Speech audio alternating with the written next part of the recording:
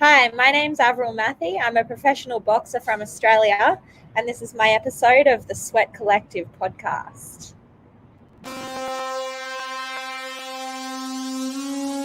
The Sweat Collective. Making your bed will also reinforce the fact that the little things in life matter. If you're going to get a new result, you're going to have to get new action. You got to get out there and be like, oh, this hurts. This hurts real fucking bad. I'm saying start to learn the mind is powerful. It's powerful, man.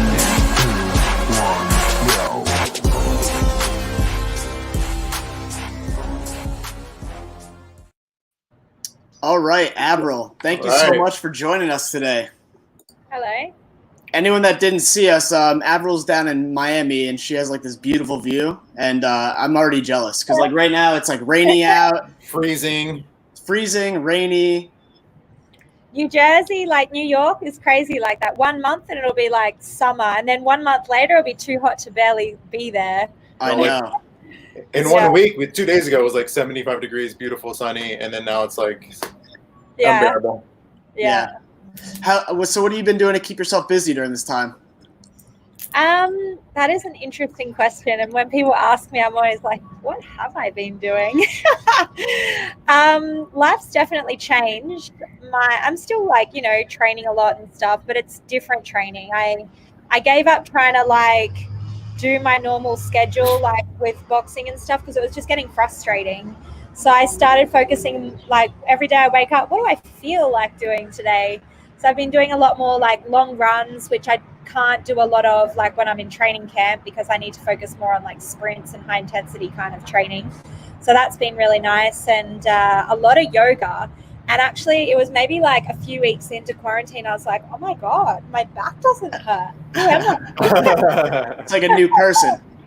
Yeah, totally. So yeah, just, staying active, trying to stay healthy. And I wrote a recipe book with my best friend from Australia. We released that on Sunday. Nice. And that's been going really well. So that was exciting. That was my like productive thing of the quarantine so far. That's great. So what kind of recipes are in there? Simple recipes. Like our whole aim with the recipe book was like, we're not trying to write something that's going to impress your friends when you have them over for a dinner party. It's more like your everyday kind of foods that you can eat that are tasty, take less than 10 minutes to make, because who likes spending time in the kitchen? Not me. Not my best friend. Yeah. But will keep you like fit and healthy and good nutrition and have a lot of energy. People want to be lean and they want to have a lot of energy, but they don't want to spend hours in the kitchen making these like gourmet meals. So that was the aim of our recipe book, the whole like basis behind it. It's basically like the wind's like blowing my hair. Kind of adds like a natural like little visual thing. Yeah, it just keeps going like. So that was the whole basis behind our recipe book. We just wanted to like share, because people are always asking, oh, what do you eat in a day? What's your meal plan? Or what, I'll post a picture of something cool that I made, but it's just literally random stuff out of the fridge. It was nothing like crazy, but it tasted great. Yeah. And people are like, oh, what's in that? So, after years of getting those kinds of messages, and her background is Eastern European. So even though she lives in Australia and has done for like a decade, she's got this like twist to just the way she cooks and the flavors and stuff. That's really interesting. And she's a exercise physiologist. Sorry. Motorcycles. Miami. I can't stand it. Like, why? No one cares. Shut up. Do you hear that while you're trying to go to sleep at night? Like you just like hear people driving around in motorcycles? On the weekends when it wasn't quarantine, yes. Because I'm like right on a main street of Miami here, but so everyone like wants to, flex their motors or whatever you call it. We were just in Miami right before the quarantine. When we got there, it was like, wow, Lamborghini. And it was like, wow, Lamborghini. And by the third day, you're like, oh my God, everybody has a freaking Lamborghini here. Like enough with this. Yeah. But the thing is, like, it's probably always the same Lamborghini, just rented by a different person. A different person, yeah. Right. No one owns the Lamborghinis. Yeah.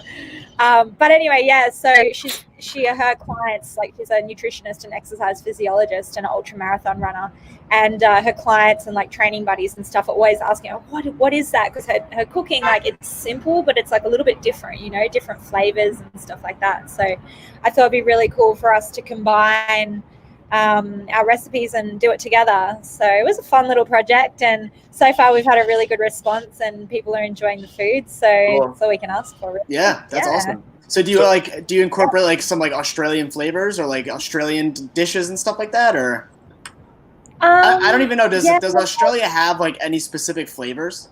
Vegemite. Oh, like meat pies.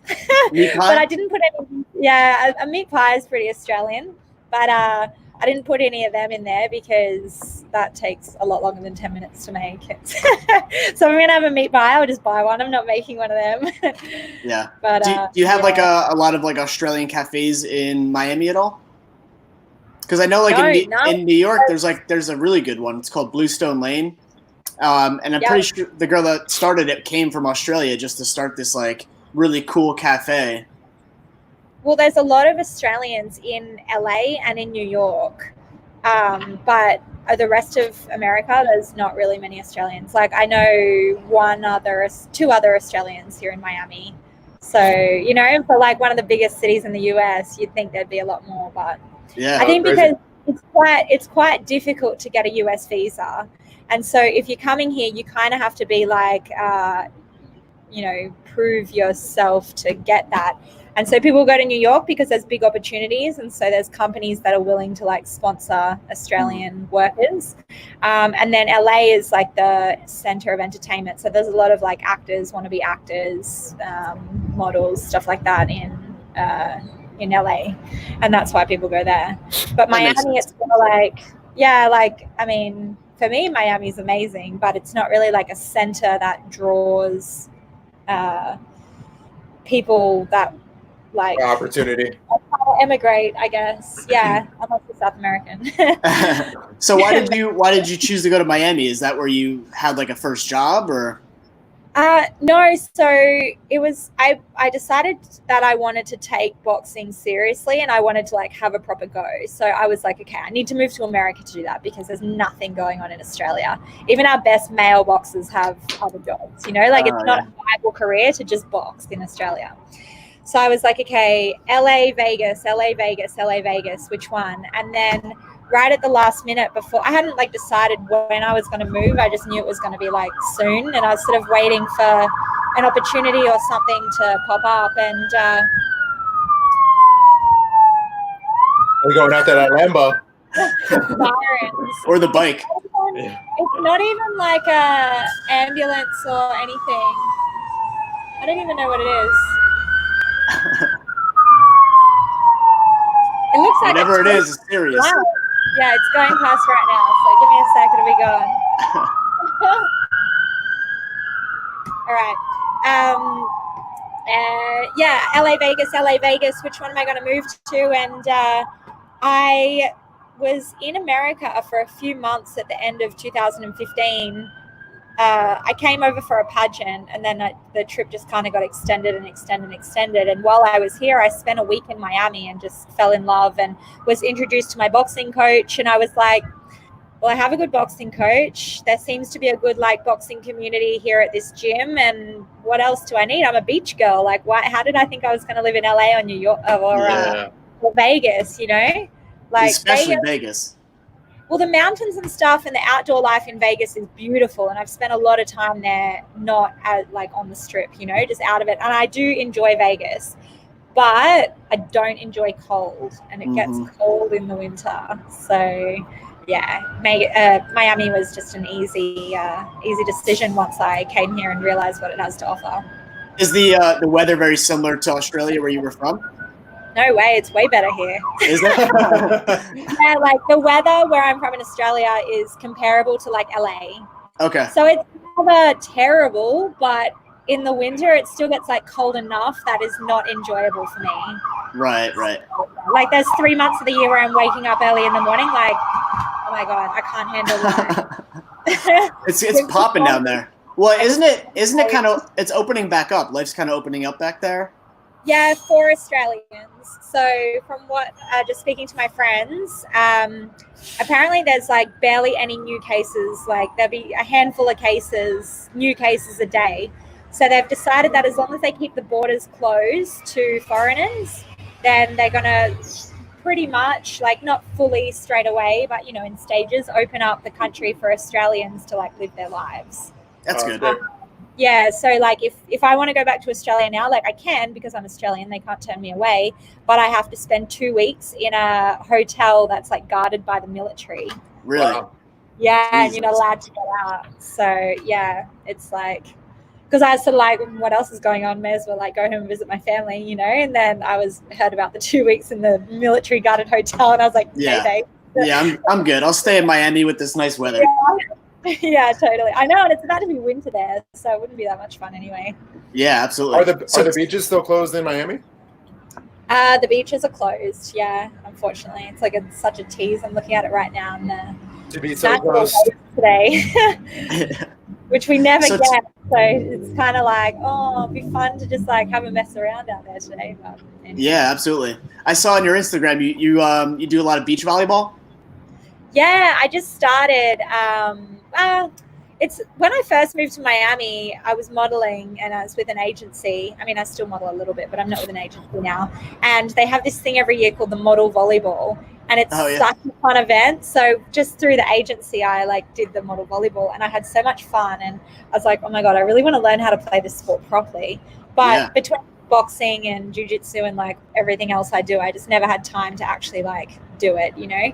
And then back in November, I started dating my now boyfriend, who he plays beach volleyball like every single day, and is really good at it. Yeah, and so you know we would go down and hang out at the you know he's playing, and I'm not really the type to just kind of sit around, so I'd be on the sidelines just like hitting a ball with whoever had hit a ball with me. Then when you like put effort in and people see that you're interested, they want to help you. So people come, no, do this. And I had like lessons from every different person. Oh, that's awesome. And then people could see I was improving. So they'd be like, hey, do you want to play with me? Like, mind you, like the last resort, they couldn't get it. The last pick. We need someone, get in. Yeah, they needed a partner and there was no one else. They're like, oh, maybe she'll be all right. So they'd give me a shot, and you know, I was always terrible and we'd always lose. But then I finally won a game with somebody and it was like the best feeling ever. And now I'm addicted. Yeah. Well, was addicted until they shut down the courts. So yeah. It's one of my favorite things to play. Like anytime I go to the beach, if there's no beach volleyball, I'm like, what am I doing? I'm not the type of person to like just sit on the beach and tan. Like I have to be playing something or swimming or doing something. One game I really love is, you ever play spike ball, or you ever hear of that? I've heard of it, but I haven't played it. That game is really fun. You should definitely try that. It's like a mixture of like volleyball and tennis, kind of. Okay. So you use rackets? No, you use your hand. It's like handball. Oh, okay. Yeah, gotcha. it's really fun though. I would definitely recommend it. There's like a net in the middle, and everybody's kind of around it. Okay, gotcha. Yeah, definitely check that out. I think you'd like that. Yeah, I just like, my favorite thing about beach volleyball is just like diving for the balls and going head first and having to get up and like chase it because it's still going, and you know, just like the action and the like, I don't know, the acrobatics. Yeah. Everyone tells me if you had to dive for the ball, you probably didn't hit it very well. Like, no, but that's the most fun bit. Yeah, absolutely. Especially with the sand. Like the more sandy you get, the more fun it is. Yeah, totally. And it's like such good exfoliation for your skin. Yep. That's the whole reason why, right? Yeah. So yeah, that's awesome. So let's just talk a little bit, because me and Roy were talking before you hopped on. We found it very interesting, just like a concept where it's like, we find that a lot of people that are not born in the United States tend to be more risk takers, right? Like someone from Australia coming to the United States without any type of like job or anything lined up. Like that to me sounds like a very big risk, but it sounds like a lot of people that don't live in the United States have that same mentality. You know, like I have a lot of European friends that have that mentality. People from the South Americas, like they traveled to the United States without any real like plan or anything. So like, well, I think it's kind of like the people that you're meeting from those countries are here. So they're the ones that have done that. Whereas if you met those, like wherever those people are from, if you went to their country and met the people just, you know, that are still at home in their country, then they're not like that, you know, because they're not the ones jumping on the top. Yeah. So I don't know. I think it's like, there's every country has those people. It's just, whoever like gets out there and does it. And the ones that are here are obviously the ones that you're meeting because they're here. True. So, well, that's what I mean. Like, I've never, out of all the friends that I've met that lived in the United States, like, they generally don't leave to go live in another country. You know, it's always people from other countries traveling and making a life in the United States. Why? I mean, maybe it's a better opportunity, but I just feel like, was it were you afraid when you first did that, or were you kind of like just fine with it? Like, tell us a little bit about your mindset behind that move. For me, it wasn't about like, oh, I'm going to move to another country, or, oh, I'm going to, like, the country was kind of just like, okay, I have a goal and I have something that I want to do or want to achieve, or like an opportunity that sounds fun or interesting to me or whatever. And this is where I need to be to do it. And that place happened to be United States. But on the other side of that, like, I've been in Greece every summer for the last 3 years because I had an amazing opportunity to go out there and like work and make a ton of money and then be a sparring partner to a world champion and stuff at the end of the summer. And, you know, so it was kind of like, that was like, okay, why Greece, you know? But it was like the goal and what I wanted to do, or the opportunity was there, and it was like, okay, well, that's the place, so let's do it. And for me, like, life, I don't know, you only get one life, like, YOLO. So, like, just go after it. And what's the worst that can happen? Like, you go home, or you, like, find something else that you like better, or another opportunity pops up that is more fun or more interesting. But if you just stay in that, like, safe zone and you never, like, try anything, then that's boring to me. I don't know. I agree. 100%. So you weren't like seeking out America or Greece. What you were seeking out was the opportunity to like execute your goal, essentially. Well, like, the decision with America was I decided that I wanted to take boxing more seriously. Right. And so I kind of like assessed the boxing world, and I was like, all right, where do I need to be? Definitely not Australia, because there's nothing going on here. Like, nobody makes money from boxing enough to live in Australia. So where are the other places? And I was like, okay, there's that the UK is pretty good, and like Germany is pretty good, and but the US, wow, like, that's really good. South America's good in the sense of like you can have really good training and really good sparring, and like local events in South America are super popular. But as far as like the money behind it is not a lot. And like, yeah, so I decided I needed to move to America. And when I came here, like you said, I had no visa, no job, no, like, I had an opportunity that was like, so I told you at the end of 2015, I was in Vegas for a pageant, and I ended up staying in America for a long time. So I won that pageant, and the owner of the pageant, he ended up sponsoring me to move to America. So that was my opportunity in the end to come here, which was super cool. But when I decided I was going to move, I didn't want to wait for the visa to get done before I moved here, because that could take months or a year or who knows how long. And I thought that if I stay in Australia, like, you never know what's going to happen tomorrow, who you're going to meet, what's going to come up that's going to like change my decision or get in the way or whatever. Like, I felt like I just need to like get on the path and start going for it. So I came here, and that was the best thing I could have done, because the first lawyer that I was going through to do my visa was an asshole and ripped me off. Oh, wow. Now you just fight him and beat him up. Yeah. Dodgy situation, but that was my naivety.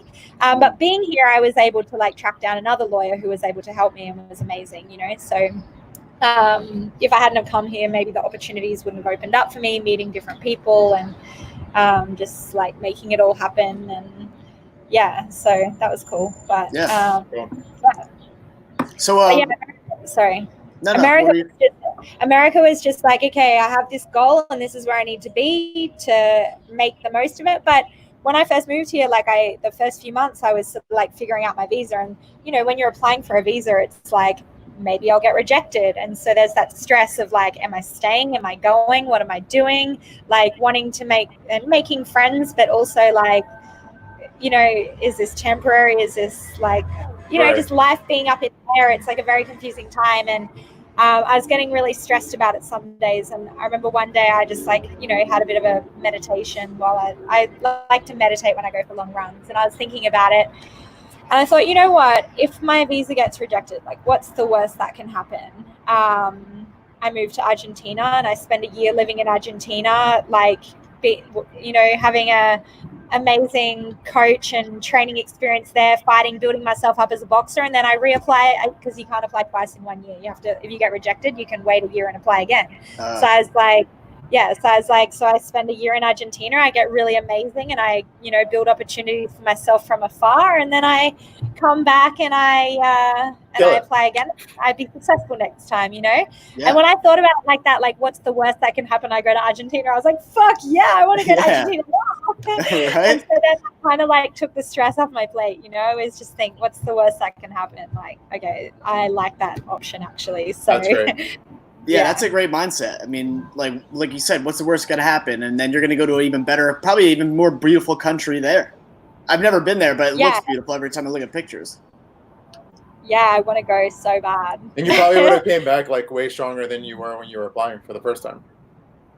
Yeah, totally. So, I mean, thank God it all worked out and I got to stay here. And, either way was like in the direction of my goal.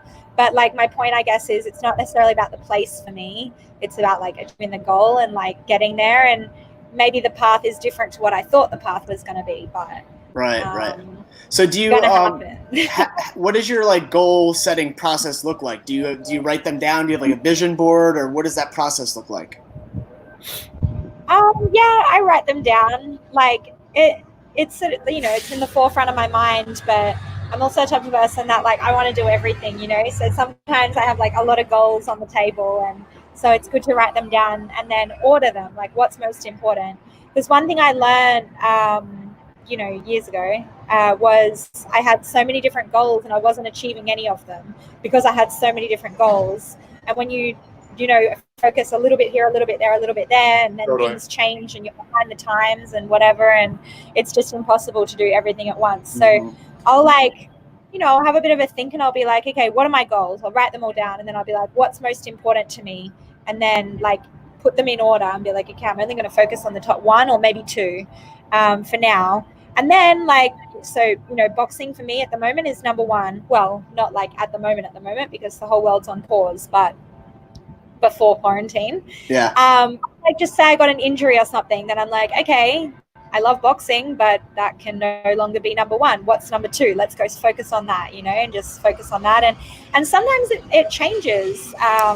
Like what I thought was like third most important to me, after a little while, it might not seem important anymore, and some other opportunity comes my way that suddenly seems like the most important thing ever, and now that's number one. Screw boxing and whatever, Right, so yeah.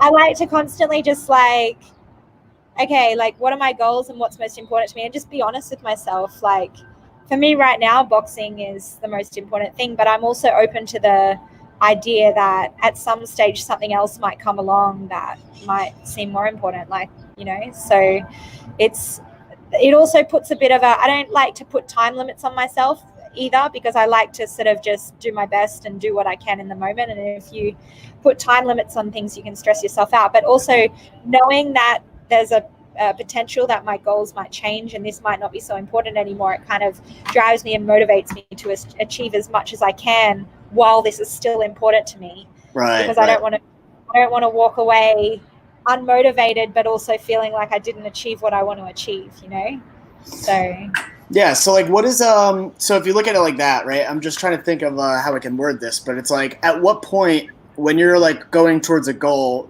and you're maybe losing interest, at what point do you like give up, or you're like, okay, I got to put 110, like a little bit more effort into this because like, like at what point would you switch direction if you're like going towards a different goal? All chips in, or yeah, so usually like if I start to feel myself losing a bit of motivation, I'll be like, why am I losing motivation, and figure that out. And if it's like sometimes it like, okay, so for boxing, if I'm losing motivation, sometimes it can be as simple as for me as watching fights. or going to a fight and just like feeling the atmosphere and being like, oh yes, like that feeling, like this is why I do this, you know? Or like, yeah, like just watching a fight and like being inspired by the people I'm watching and be like, damn, I want to look like that. I want to be able to do those moves. I want to be able to like, wow, did you see how he just defended that or moved or whatever, you know, and just like brings back the passion a little bit. And then my motivation's back. But so far I haven't really lost motivation with boxing, but like with other things I've done in my life, if I find that I would, you know, I work out why I'm not motivated and I try and get it back, but there's just always something I'd rather be doing than that. Then it's like, okay, I'm not going to like deny myself. Like I would rather be doing something else. So like I said, you only get one life. Like you only have a certain amount of time to spend. Like I'm going to spend it how I want to spend it the most. Right. So yeah, and then just kind of think about it and be like, all right, well, if I don't enjoy that anymore, like what's the point, you know? Like I'm not being fulfilled, so why? Like I don't know. Yeah, that's cool. Yeah. So like so you started out with modeling and then got into boxing, right? Yeah, I was modeling first, and then. And were you boxing at the same time, like just for fun, or what made you like want to do it competitively? Yeah, so kind of like how everything happened in my whole life is like I just fell into it. I never really like intentionally did anything, I guess. And like, so when I was, I don't know, 16, I did my first modeling job, and it was like literally a right place, right time kind of thing. I was at a friend's house and his brother had a clothing line and they were doing a photo shoot that day. And they were like, oh, we need a girl. Oh, look, like kid playing in the backyard. You want to be, in some pictures? Kid, like, you know, over here. Yeah. So it was like, you know, that kind of thing. And it was fun. And then, you know, over the few years, any modeling I did was always just like a case of, I don't know, it was just there, or someone asked me to do something, or someone was like, oh, she modeled for us, like you should get her to do for you, or whatever, you know. And then when I was like 18, I think, I was working in nightclubs in Australia.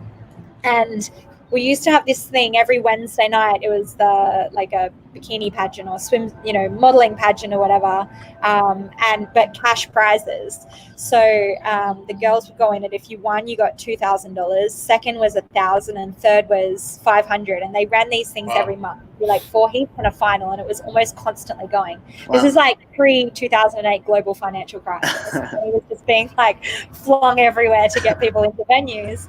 And I'm working in the bar at this place, and sometimes there would be not enough girls in the competition. It looks bad if you've only got like 2 or 3 contestants, you know. Mm-hmm. So they say to us girls in the bar, like, here, get out, put a bikini on, like we'll keep you on the clock, but just like, you know, be on the competition. And so I did it a few times, and the first one I did, I came second, and I won $1,000, and I was like, why am I working in the bar? Like, sweet, yeah, right? Yeah. So but all the clubs did them, and so I would enter, like on my nights off, I'd be doing that one at that club and that one at that club, and it became like a thing. And then so that was sort of through those competitions. There was always like, you know, local swimsuit companies or local, you know, jewelry company, whatever, people there that were like scouting, I guess. The magazines, people from the magazines were always there and would be like, hey, like, you know, give me your number, we want you to model for us, whatever. And you'd pick up jobs like sort of through that. And then I started winning some big ones. Like, so you'd win at the local level, and then you'd go to a national final. And then I won the national final, got flown overseas, and ended up winning the international final. And wow. that was kind of when like things really kicked off, and I started traveling everywhere, and, you know, whatever. So, but in the middle of around that time, after maybe a year or 2 of doing the pageants, I was doing Muay Thai and started training like more at the gym and stuff like that. And I think that was like why I started winning everything, was because I went from like 19, 20-year-old girl that was like skinny and pretty to 19, 20-year-old girl that had this body that no one else had. And I was one step ahead of everyone, you know? Yeah. So, yeah, so that was cool. And around this time, I'd done Muay Thai when I was like 16 for a few months. And you know how teenagers are kind of like stop, start, not really proper committed to anything. And that was me doing Muay Thai, but I loved it. And then when I was like 22-ish, I started doing Muay Thai again. And along with the gym and everything else I was doing, it was getting me really fit. Anyway, I think I was 25. And I'm training Muay Thai and I kick, and when I put my foot back on the ground, I landed funny and I broke my toe. And so I couldn't kick or knee, couldn't put the foot back on the ground. I couldn't run, couldn't jump, couldn't do anything like impact, but I could box because I could hobble around on the outside of my foot, like the non-big toe side. Right. And so I started boxing like just for fitness, but the coach I had at the time, he started teaching me like the more tactical side of it. So not just like throwing combos for fitness. It was like, okay, now move your head here. I'm going to throw a punch. You're going to roll under it. You're going to come back with this. Why do you want to do that? Oh, because this and this. And, you know, more like, you know, like it was a game kind of, not just like, Right. So that's, I need to have a fight. Like I need to see that I'm doing this right and challenge myself. And so 6 months later, we lined up a fight and I had my first amateur fight and I won. And I don't remember anything until like, I remember halfway through, because you have 3 3-minute rounds. Oh, wait, no, I think it was only 2-minute rounds back then. They changed it like after a year that it was 3 minutes. But anyway, back then it was girls fought 2-minute rounds. Yeah, so it was 3 2-minute rounds. And halfway through the 3rd round, so I've already done 2 rounds, I'm like, shit, okay, all right, I'm going to fight. Like, what do I know? What have I learned? You know, like the first 2.5 rounds was just adrenaline, just like moving, just reacting to whatever was coming at me. So, yeah, it took a few fights to kind of like get out of that habit and just like switch on. But yeah, that was how I started boxing. It was just, this will be fun. Like, let's go. Right. That's really awesome. So like and when you're in the ring, like, do you kind of like mentally black out? Like, I feel like if I was in the ring and there was like people watching me, I mean, I'm sure it's different as a professional, but like in the beginning, did it take you a long time to be able to like pull back and be able to like watch and be able to really use your mindset? Yeah. And be present. Totally. And that was, for me, that was the whole point of the amateur boxing. Like other people will stay in the amateurs because they want to compete in the Olympics or the Commonwealth Games or like, you know, compete in these like really high level tournaments and stuff, which, you know, that's amazing. And those boxers are extremely talented to be able to do that. But for me, I was already 25. Like I didn't, like when I started, you know, I hadn't been boxing since I was like 18 or even like 10 years old, you know, which is who you're competing with. And not to say like I didn't feel like I could catch up, but the way I see it is like people use the Olympics to develop themselves and to achieve things so that when they turn pro, they have opportunities. Because when you're a professional boxer, it's not like, all right, I'm a professional boxer, there's like 10 fights a weekend that you can just like take your pick from. Like, no, it's actually really difficult to get a fight. Because just imagine like you're a promoter, you're putting on a boxing show. You want to, first of all, you want to make sure the boxing show is really exciting. And second of all, you want to make sure that every seat in the place is sold and so you make money. Mm-hmm. So why are you going to give a chance to a unknown boxer from who knows where, especially like a pretty girl who's taking her headgear off for the first time? Is she going to handle being punched in the face without headgear? Like, you know, it's like all these questions that like, at least if you like went to the Olympics or you achieved some really high level at world championships as an amateur or had like an amazing amateur career, then a promoter's more willing to be like, okay, they have no fights as a pro, but they're quite promising, so I'm going to give them a chance on my show. Whereas with me, just because I had the the background in modeling, I already knew like how twisted the world is, and I was going to just use it to my advantage. That people are going to watch me box and people are going to give me opportunities anyway, and I'm lucky like that. And it kind of sucks that that's the way the sport is for females, but hey, like it's my advantage, so I'm going to take advantage. And yes, I knew that I didn't need to achieve things like the Olympics or anything to like get given a chance and get given a go. And like I think you never you always have improving to do. Like I wasn't waiting to be the best boxer I could ever be in my whole life, because I'm never going to reach that point. I'm always improving, I'm always getting better. And I wasn't going to be like, okay, like I'm better than everyone in the world. Now I'm going to start fighting pro. No, like that development is coming in my career and through experience and stuff. So for me, really what I wanted to use the amateurs for, especially because I started late and I didn't, you know, the Olympics only rolls around every 4 years. Like I wasn't going to like sit around waiting for that. I just wanted to use the amateurs as a way to, once I'd had a minimum of 5 fights where I walked in there and from start to finish, I was focused, switched on, and not just like overcome by adrenaline, then I was like, all right, I'm ready. Like I'm ready to turn pro. And that's what I did. I had 20 amateur fights in the end. It took me, those last 5 fights were finally the fights where I was like, all right, like I was calm that whole fight. That was good. Like, and I think of those last 5 fights, maybe like 1 or 2 of them, I may have even lost. I know I lost my 20th fight, like the last amateur fight I had, I lost, but I was switched on and I didn't care. Like the girl was bigger than me and whatever. So it was like, you know, a bit whatever, but, you know, like not making excuses. She was good too. And I didn't fight very well, but the point was that I was switched on and I was like focused, and that was all I really wanted to do. It took you about 15 fights to get to the point where you felt like you could be completely present for the whole fight. Yeah, basically. Wow. Yeah. That's a lot. So, and even like, you know, after maybe my 4th fight, it was like, okay, I'm switching on halfway through the first round. Like, it's not like I'm not present for the whole fight. Right. Like, I was present in the fight, but it still took me maybe 30 seconds or a minute to be in it. Like, I was still overcome. So, like, gradually, you just got better and better and better at it to the point where, exactly. It got to a point where finally it was like, you know, I wasn't even like, okay, I was nervous in the sense of like wanting to perform and wanting to like do well and stuff like that. But I wasn't nervous of like, oh my God, what's going to come at me? Yeah.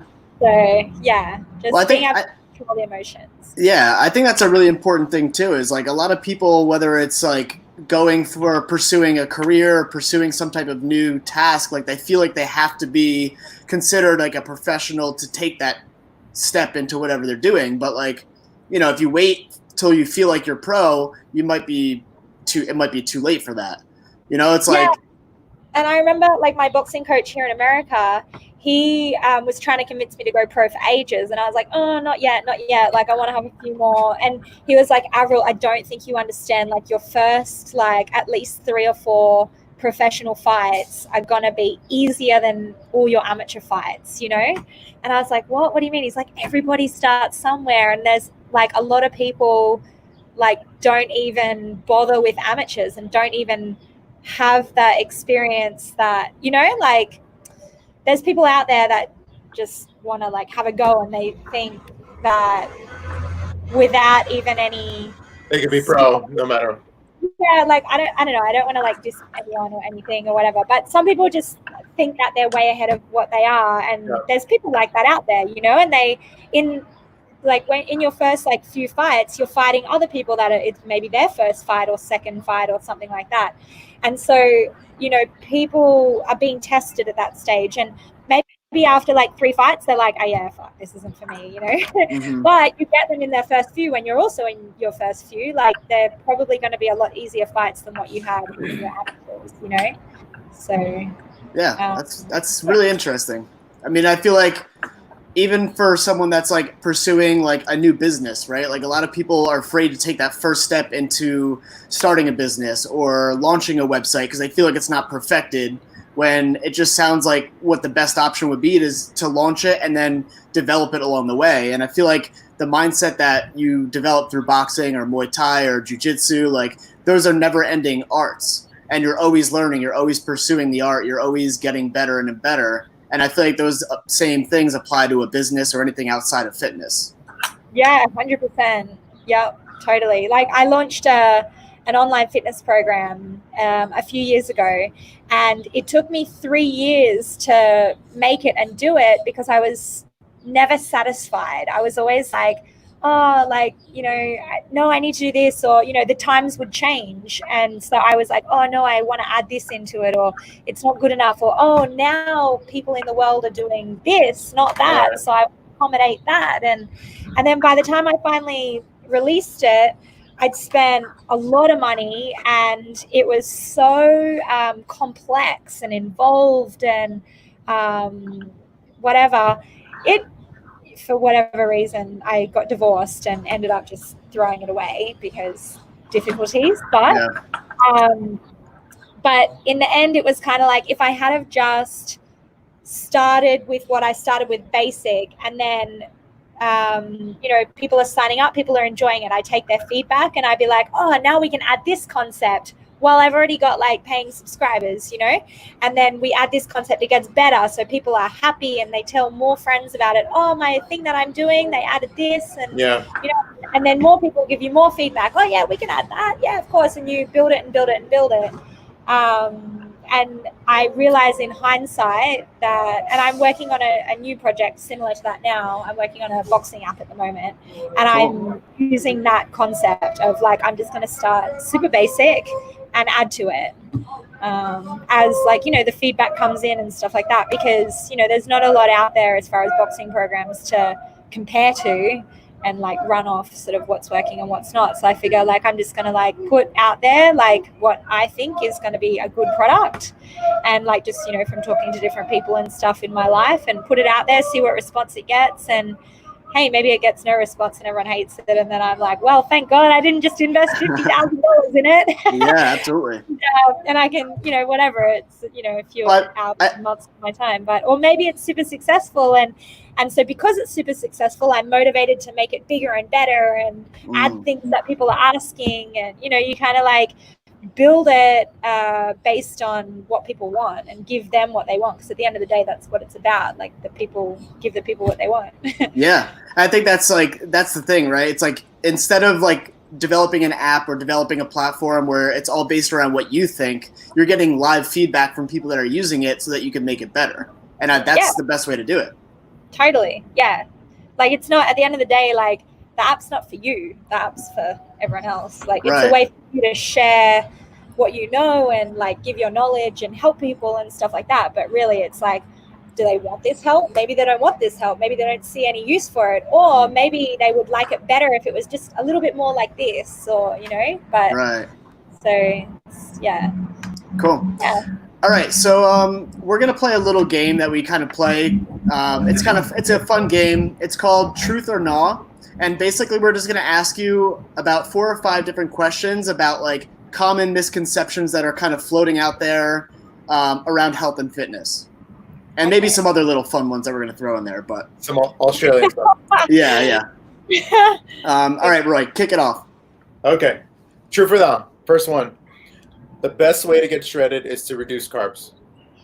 Not. No. You want to elaborate? Tell me this. I'm like, if you saw what I ate, like probably 70-80% of my diet is carbs. What's your favorite carb? What's my favorite? Bread. Easily bread. Yeah. Yeah. I eat probably like almost every meal bread. Yeah. Wow, yeah. That's great. Cool. Yeah. All right, number 2. Stay in your own lane and don't get hurt. This kind of goes back to like not taking risk. Oh, stay in your own lane and don't get hurt. Then life is boring. I mean, for me, that's not like a truth or not. That's just like, do you want to live a boring life or a fun life? Boring or not? Boring or not, yeah. Okay, this one is, it might split the crowd. Vegemite is delicious. Truth. Oh. Yes. Disgusting. What does this actually taste like? Because I've never had it, and I'm sure you get this question all. It tastes like vinegar crumble. Do you think so? Yeah. It's very salty. Yeah. So imagine like, vegetable stock that you make soup with? Yeah. Imagine that in like a paste and really salty. That's basically what it tastes like. Is it made from vegetables, like a bunch of vegetable? Yeah, it's like vegetable paste and super salty. Okay. Yeah, I don't know how better to describe it, because there's nothing out there that tastes like Vegemite. Yeah. Yeah. And so what you put it on toast with like butter, right? Yeah. Or how do you eat it? So I will have it. I eat it like on English muffins with avocado, just like Vegemite avocado. When I was a kid, I would have Vegemite and cheese sandwiches, and or like butter and Vegemite on toast. one of my favorite things to make, actually it's in my recipe book, so little sneak peek here, is and if you don't I say, like, if you don't have Vegemite, you can just add some salt, or if you don't like Vegemite, but Vegemite, avocado, like medium poached egg, tomato and arugula, like on a toasted sandwich. And maybe some caramelized onion. Most of that sounds delicious. I feel like avocado toast came from Australia. I mean, ever since I've been going to this one cafe in New York that is like a Australian cafe, that's the first time I've been introduced to like avocado toast. And they make it differently. Like they drizzle like oil on it and they put a bunch of different things. It's not just avocado. I don't know if we invented it, but we definitely make it the best of anywhere in the world. Yeah, because you add more stuff to it. It's not just like avocado. Do avocados grow in Australia? Is that a thing? I don't know. Maybe I know the ones we get here are from Mexico, aren't they? But I don't know. Yeah, either Mexico or like Florida. I think there's like a Florida avocado as well. Oh, really? Why are they so expensive then? In Mexico, they're like putting 2 cents because they're Well, if you're buying the Haas avocado, which is like the small one, those are more expensive. But if you buy like the original avocados are really like actually this big. Yeah. But they taste weird. I'm not into those ones. Oh, those are the best ones. They're like creamy. A bit watery. Yeah, but they're a bit watery as well. Okay. All Australians are fit. No, that's not true. I wish I could say, but I think we have like one of the highest. I think actually we are, percentage-wise, we're the most obese country in the world. Seriously? America has the most obese people in the world, but I'm pretty sure Australia has the highest percentage per capita obese people in the world. Wow. So, Well, maybe it's just every Australian that I've ever met in the U.S. It's like. Maybe the ones that like travel and want to like live life and stuff have a bit more motivation, and therefore they also have motivation to be fit. Look, it's a very Australian lifestyle thing to be fit because almost all Australians live on the coast. Right. Like, you know how in America people live in the middle of the country? In Australia, no one lives in the middle of the country. So, which makes sense. Yeah, like even if you don't live on the beach, you sort of live close enough to the beach. It's a very like, we typically live a very like beachy, outdoorsy lifestyle. We have beautiful weather in most places, and you know, if you're in a bikini all the time, you kind of want to look good, and you're more active. Like you kind of want to look good if you'll be more active if the weather's better.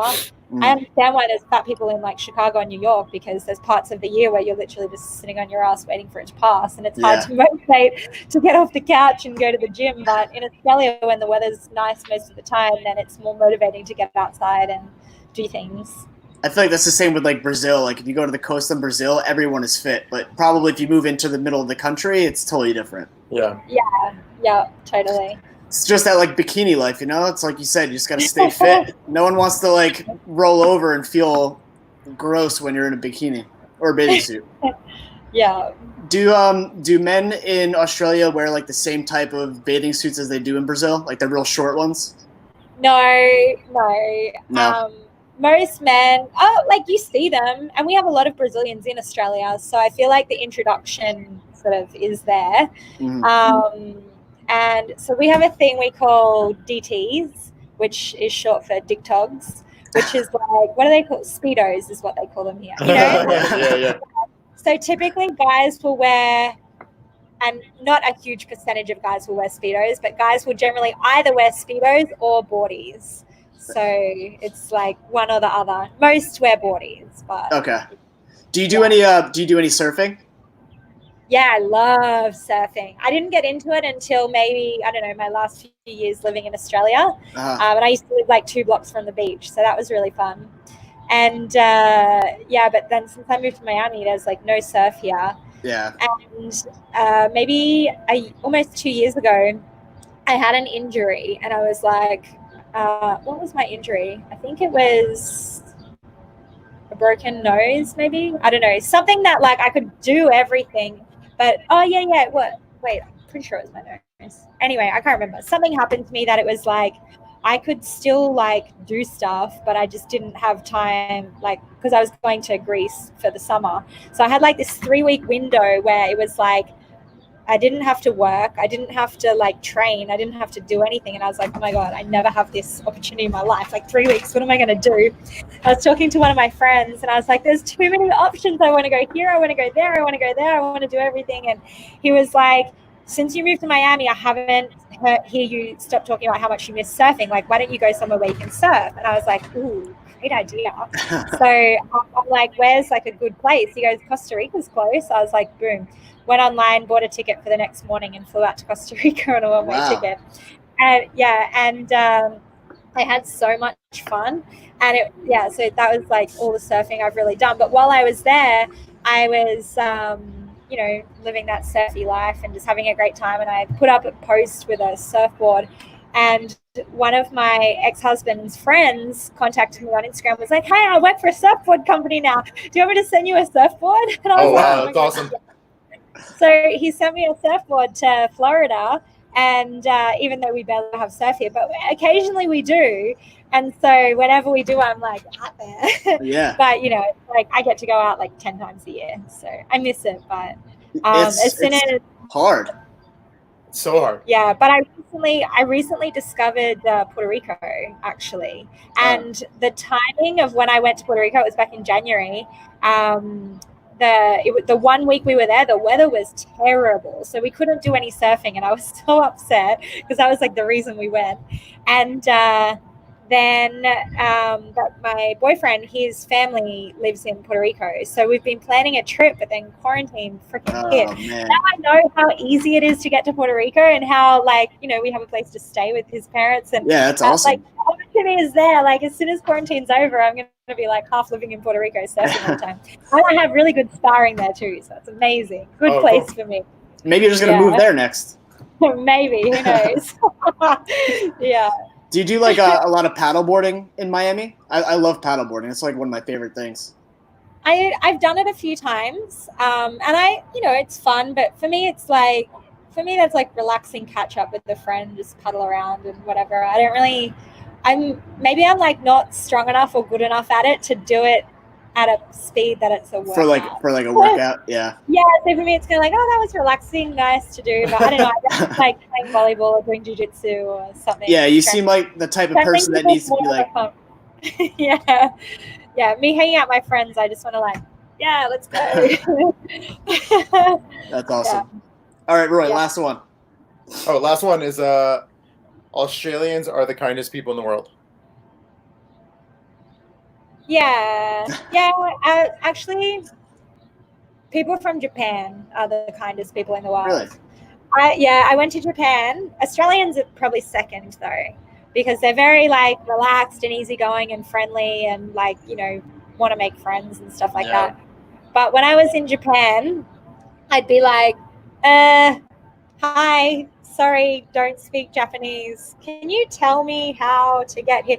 Person like doesn't understand. They'd like try and figure out a way to understand you and try and figure out a way to communicate with you. Like they'd stop whatever they were doing and like escort you to wherever you needed to go. Wow. Like just they will bend over backwards to be hospitable Japanese people. They're nicest people in the world, I think. Well, then now it's really cool with just like Google Translate where it translates live. Yeah. And you ever see like the where you can like take a picture of a photo of a different language and then it translates it live for you? Yeah, it's so crazy. It's crazy. Yeah. So where was like your favorite place that you've traveled to? Because it sounds like you did a bunch of traveling. Yeah, I've been a lot of places. So that's a really difficult question. And it just like, because the thing is, there's places I've been where I might not necessarily rate the place, but the experience I had there, maybe because of the people I was with or the people I met or whatever, made it like one of my favorite times, Okay. Yeah. That's impossible. But if you're, I don't know, I love Brazil. Brazil's one of my favorite places, and Greece. Like I keep going back every year, and Greece to me is like a second home. And I think forever I don't know if I'll live in Greece, but I want to buy a place in Greece, and I want to spend every summer there for the rest of my life because it's just such a beautiful place with like amazing energy. And yeah, I don't know, I love Greece, but I love Brazil too, and they're both different. And Australia's amazing, but Australia's also home, so I feel like it's like I can do that anytime. Yeah, that'll always be there. Yeah, totally. But then I've had some really cool experiences in America, and Peru was amazing, and Cuba was like one of my favorite trips. But again, like wouldn't want to live there, you know? Yeah. So you seem like a very like experience-driven person. Like you don't really go somewhere for the location. You go for something like an experience. Both, but yeah, probably more the experience. Yeah. What's like your? Do you have like a favorite experience? Ooh, a lot. Like, okay, so in Brazil, doing Carnival was like incredible. I've always wanted to try that. Yeah.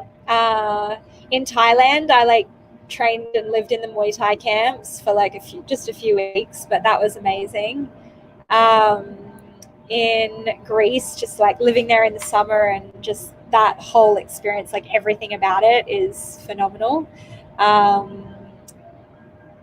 don't know. It's a bunch. Actually, I was going to tell you about Peru, and then I started talking about Cuba. But Peru, I like my girlfriend from Australia was like, "Hey, a bunch of us are going hiking in Peru." I didn't know anyone else other than her, and she's like, "Do you want to come?" And I was like, "Yeah, sure. Like, add me to the trip."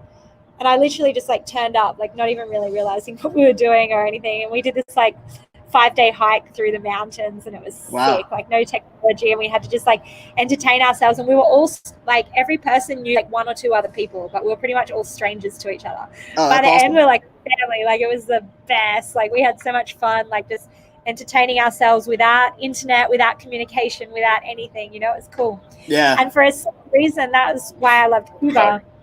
A girlfriend and I, when we went to Cuba, like, you can have internet, but you have to like buy a internet card and then at one place, and then go to another place like a hotel where you can connect and use the internet card, and then it has like a half hour or 1 hour time limit, and sometimes they sell out of internet cards. So if you don't buy your internet card by a certain time in the morning, then maybe there's no internet cards and you don't get to use internet that day.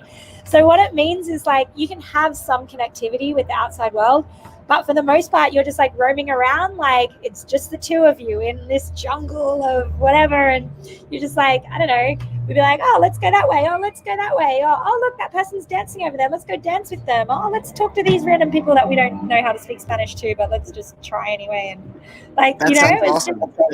Such a winging it adventure. And yeah, I really enjoy those kind of trips more than anything, when it's just like free. There's no schedule. It's like, what do we feel like doing today? Oh, okay. Yeah. So, that's like every year, me and my brother, we do some type of like week-long hike without any internet. We don't even have any cell service. And like, it's one of my favorite times of the year. I look forward to it because like I'm always so connected to the computer. I'm always doing something, and like just having a week where I have no agenda, same thing, no internet or anything. And I just go out into the woods, we hike, we wake up at like 4 a.m. to watch the stars and like all this crazy stuff. That's amazing. I want to know, where's your favorite places to hike? I need some ideas. So, not Miami. Not Miami. Yeah. I've done the crocodiles. If you want to go somewhere in the United States that has really good hiking, definitely Wyoming. You have Yellowstone National Park. Probably one of like the most beautiful mountain ranges is called the Grand Tetons. They're like super jagged edges. Like if you look at the scenery, it's the most beautiful scenery anywhere, because they're like super jagged, and there's like a lot of rivers and things like that. So anywhere in Yellowstone is really beautiful. Okay. We've done a lot of hiking in Colorado because that's where he lives.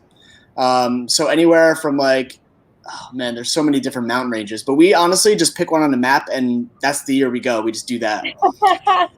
That's such a great idea. Do you reckon they're open in quarantine, like the hiking trails, or not? I think right now the national parks are closed, but they'll probably be opening up soon.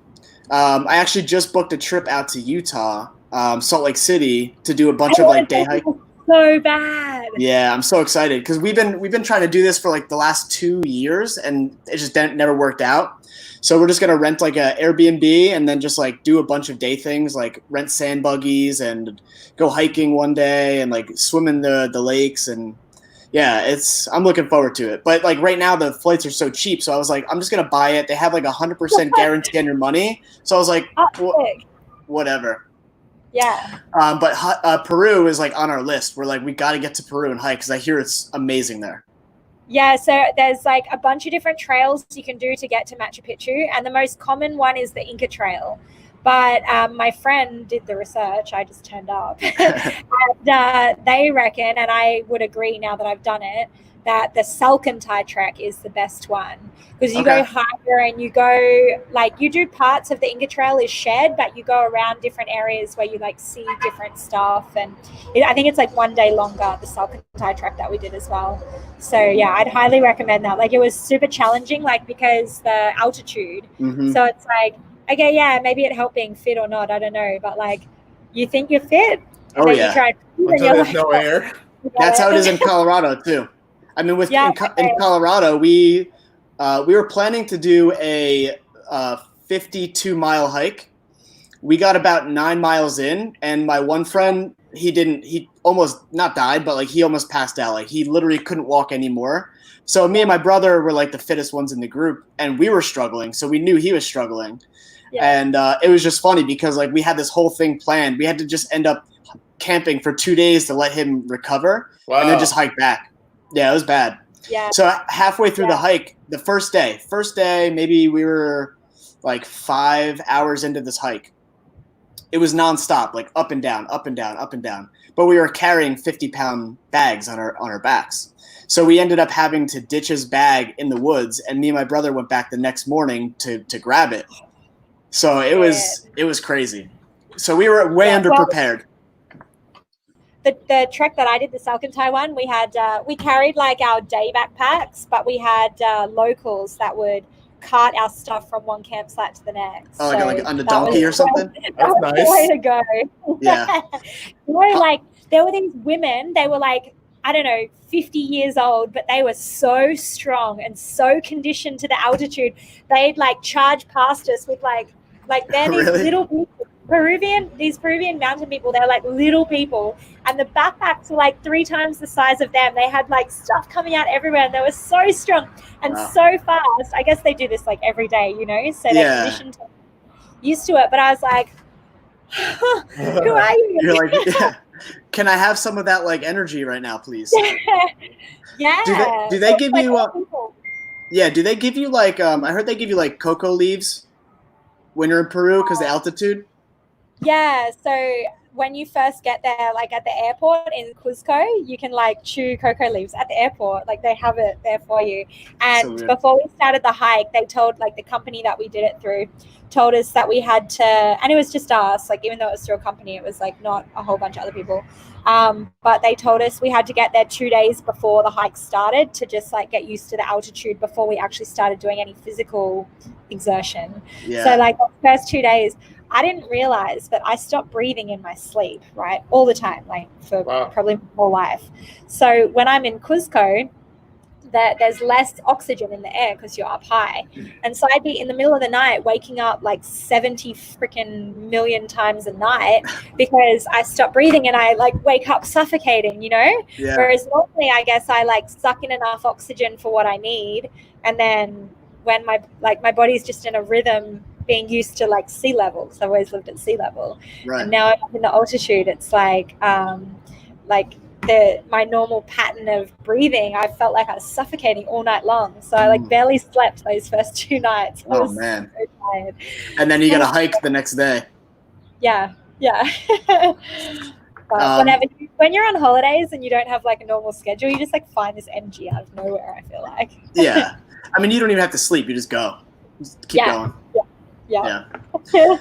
Awesome. Well, hey, it's about an hour right now, a little bit over an hour. So usually what we just like to do before we wrap it up is we just kind of want to get like so basically if you were to give someone 3 tips that they can apply to their life today that is going to help them improve their life tomorrow, what would those 3 tips be? Okay. So some of my favorite quotes to live by. If you're not having fun, you're doing it wrong. The flower doesn't dream of the bee. The flower blossoms and the bee comes. So just like live your best life and the good shit will come to you.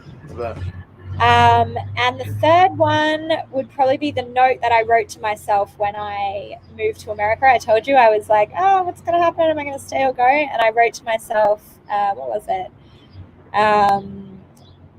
Like basically stop worrying. Whatever's meant to be will be. Just focus on living life and kicking ass and having fun. And like whatever's going to happen is going to happen. Just figure it out. So yeah. That's awesome. I mean, I think that last one is great because I think that a lot of people are living in a very fearful moment right now, and like they're not really sure what to do. Like they don't feel like they're in control right now. I mean, they're kind of not, but yeah. And I'm not gonna lie, like during quarantine, I've had a couple of days where I just couldn't stop crying all day, and I was like, what is wrong with me? What am I crying about? Like I'm not. Like, if you asked me why you upset, like, I couldn't even tell you, you know? It was just, like, random, like, emotions just coming out of me. I had a day and a half, like, separate, a day here and half a day another time where I was like that. And I was like, I'm not this person. Like, who am I? What's going on? And it's just that. It's, like, that feeling of, like, you're lost, like, lack of control and stuff. And I started to realize, like, okay, like, there's a lot of stuff, you know, I can wish away this time and I can be like, all right, after quarantine, I'm going to do this and what's next and what's next. And, you know, it's good to like have those ideas and be excited about that and write that down for the future. But also it's kind of like, okay, right now, what's available to me and what of those options excite me and what can I do, you know? Because I think like quarantine, this time is something, it's a moment in our lives we're going to look back forever. Like it's such a crazy event that the world's going through, and it's like I don't want to look back in, you know, a few decades time and be like, wow, I literally did nothing. Like I at least want to look back and be like, damn, I watched like 150 movies, that was so fun. Or like I want to be like, I wrote a recipe book, or I don't know, I learn how to do a handstand, or like I can do a backflip now, or like, you know, just something that's like, yeah, I spent all my time doing yoga and I'm a yogi now. Like, I don't know, just little challenges. And I've been like, I have a piano. I've been like learning new songs on the piano, and that's awesome. Just, yeah, but it, you know, some days I just like can't even be bothered looking at the piano. So it's, you know, not every day you're going to be motivated to like do everything, but I think just to see what's available and pick something that you can look back on and be like, damn, like that was a cool time, because it's going to be over at some point. So yeah, you know, absolutely. So, yeah. Awesome. Well, Avril, thank you so much for coming to talk to us. It was a really awesome conversation. I really enjoyed it. Yeah, thank you. Thank you. Roy, did you want to add anything else? I'm good. Tell people where you can find you. I'm on Instagram, YouTube, and I mean, I have Facebook and Twitter, but I don't really use them.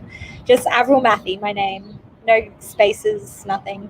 AVRIL MATHIE. Awesome. Great. Well, Avril, thanks again. Just hang tight. I'm just going to put you in the queue, and then we're just going to end this little thing real fast, all right? Okay. All right, cool. Thanks so much. Bye. All right, Roy, that was awesome.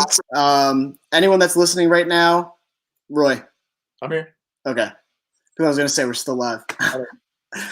Anyone that's listening right now, if you like this episode, please share and subscribe to the channel. Share with all your friends. The conversation was amazing.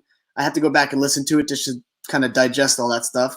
But yeah, anyone that's listening, if you like, share it. That'd be amazing. With that being said, we'll be live tomorrow at 2 p.m. with Tatiana. It's going to be a follow-up podcast. We had her on a few... Yeah, I think bust it down, Tatiana. Yeah, so stay tuned tomorrow, 2 p.m. Again, like, share, subscribe. With that being said, peace out. Yep.